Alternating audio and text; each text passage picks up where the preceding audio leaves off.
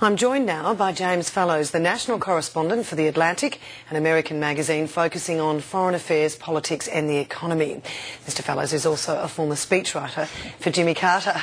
Welcome to the world. Thank you very much. Now, the trip by the Obama administration to Melbourne for the AUSMIN talks, in practical terms, does this make any difference to Australia or its standing in the world? I think it's an important reminder the scarcest commodity that high administration officials have in the U.S. or any place is their time and taking the long trip to this side of the world. So I think it's a sign of the importance the U.S. has in underscoring and undergirding this long-term relationship. Do you think are their views changing about the Asia-Pacific? And obviously we've heard about, their importance, and we've known about the relationship with Australia. Sure. For over a generation and more, the United States has recognized that trade and economic activity comes from this part of the world, and there are ever-shifting military aspects here with China's increasing rise. So I think the fact that Australia is a traditional Western democracy in this part of the world with economic ties to China, but ties of military alliances to the U.S. and to Western Europe, it's important to keep the relationship solid. How does the U.S. administration view Australia's relationship with China? I think Australia has the potential, at least from the U.S. perspective, of being an intermediary. And this has been a theme in Australian politics, obviously, for a number of years. But the fact that its economy is so geared to the Chinese economy, and Australia has buffered the world economic turmoils better because of its markets in China. So its strong connections to China, but its enduring ties to the Western world and the U.S. give it this important middleman role.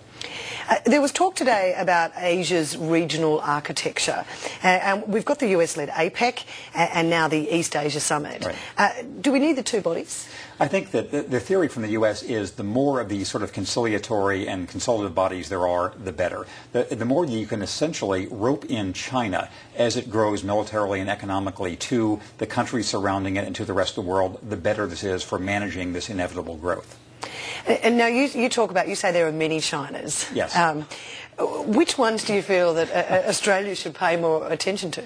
Well, I think that my wife and I have been living in China for most of the last 4 years now, back in the U.S., and one of the things which struck us is how diverse that country is. Obviously, there is the economic dynamism, which has been so important to Australia's growth. There also are important sort of political tensions and fractures within China. So being on the side, as your former Prime Minister was saying, of being a true friend of China, willing to point out the things where China needs to evolve, but also recognizing the solidity of the relationship, I think that is where Australia has had its role. Yeah.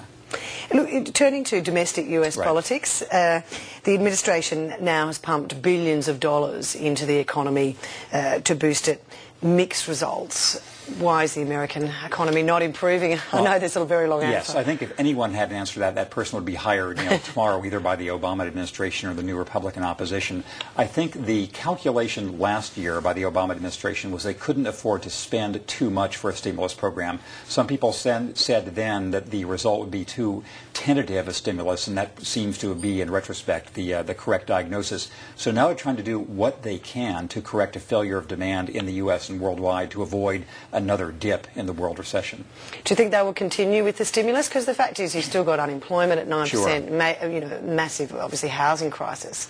And I think that unemployment has been worse in the United States in recent history. Under Ronald Reagan, 2 years into his term, it was significantly higher than this. But there was a faster rebound then. So it's the persistence of this unemployment which is proving a problem for the U.S. and for other countries too. So I think that is the consultation going on now at the Fed, in the Obama administration, and by the Republican administration too. Look, obviously we had the midterms last week. The President himself conceded that he received a shellacking. What does Barack Obama have to do to turn things around? I think in terms of the actual product of the U.S. government in the next 2 years of President Obama's either only term or first term, realistically very little can be expected to happen because of this stasis or gridlock between the Republicans who now control the House of Representatives and the administration. But I think that what the President will try to do is something that Bill Clinton did before him 16 years ago and suffering this kind of reverse, and Ronald Reagan also in 1982 after the similar midterm setback of trying to represent themselves and their programs to the American electorate and say there is a direction where we see there is progress ahead. But how dangerous is the Tea Party movement? I guess there are some people who view them as a salvation as opposed to a danger. I think from the administration's point of view, well, strangely there's a danger to the Republican Party themselves, because now they have a majority in the House of Representatives, many of these new members being brought in by the Tea Party. There are these very stark tensions within the Republican Party. So it's a problem for the Democrats, and probably just as much of a problem for the new Speaker Boehner as he tries to manage this. Well, and Christine O'Donnell, didn't get in. So yes. And I think the pattern there is that many of the Tea Party-sponsored members of the House of Representatives with relatively small constituencies were elected. On a statewide basis, they didn't do as well, suggesting that on a statewide or larger basis, or for running for the presidency next time, you need to have a more centrist approach than some of these people have. Now, last week on The World, we spoke to a number of people about Sarah Palin, and I've heard mixed responses about whether she'll run for presidency or run for, to be the candidate. What do you think she'll do? I have learned in my observation of politics that you can't really be sure of anything, but I am almost sure that she is not going to be the next president of the United States, nor even a Republican nominee.